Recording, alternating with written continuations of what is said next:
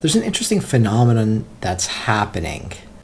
Jewish people stepping up and standing up for the Palestinians. And there are these accusations being leveled at them, self-hating Jew, even some people refer to them as pro-Palestinian. They say this themselves, like, look, I'm not pro-Palestinian, I'm not pro-Hamas, I'm not any of those things. I am a proud Jew. And that's exactly what they are. They are proud of being Jewish. They're proud of their people.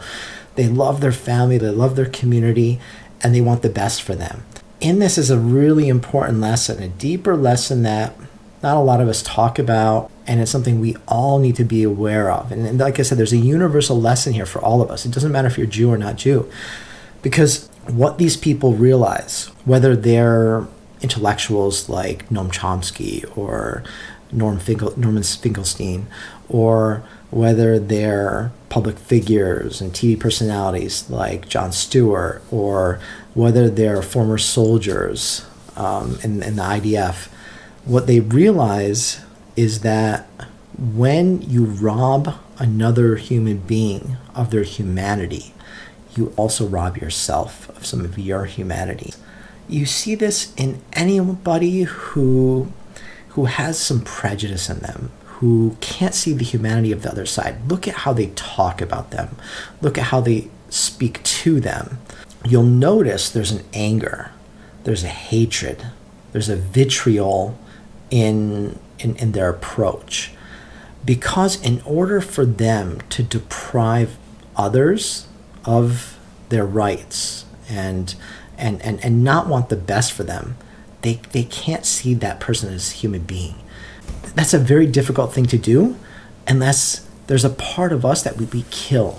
And I don't know how to describe it, but it's almost like we kill a part of our own souls in depriving others of their humanity. If you watch some of these protests and you see what some of these Jewish protesters say to the Palestinians, what even some of these Palestinians say to the Jewish protesters, there is a real hatred, animosity, anger, dehumanization going on. Let's just step away from that. Let's just look at homelessness in this country.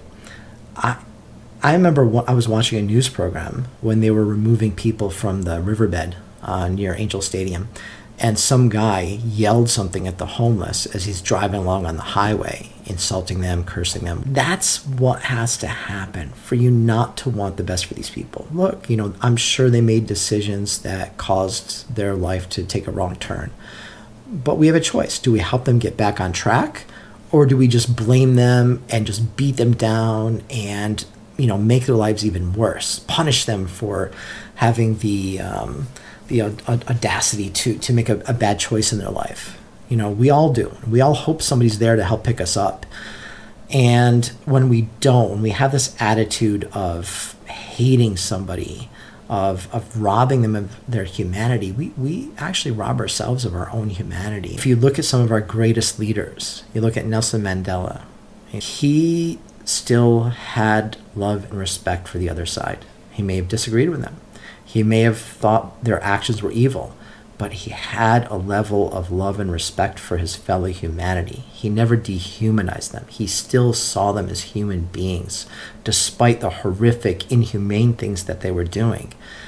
And it's in all of us. We can stand up against oppression. We can stand up against what's wrong, yet not rob the other person of their humanity. And it's difficult. It doesn't have to be difficult, but I understand it is. I think what helps us is understanding that our vilification of others, it does harm us.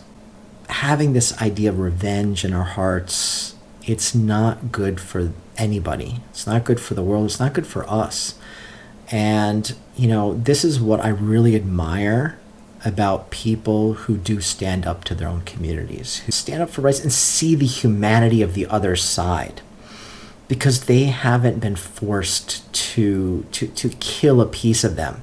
And you'll notice when they speak, they don't speak with that same level of hatred and animosity and anger, right? They may be frustrated, right? They may be raising their voice to make a point, but they still see the humanity of those who they're arguing against. The lesson here for me is not to hate somebody so much that I end up, losing a bit of my own soul. Please share your thoughts. Have you had this experience? Have you seen people in your own life who's been able to find this balance or hasn't been able to find this balance, and how it's affected them? Thanks a lot for your time. Wishing you the best. Thank you very much. Bye.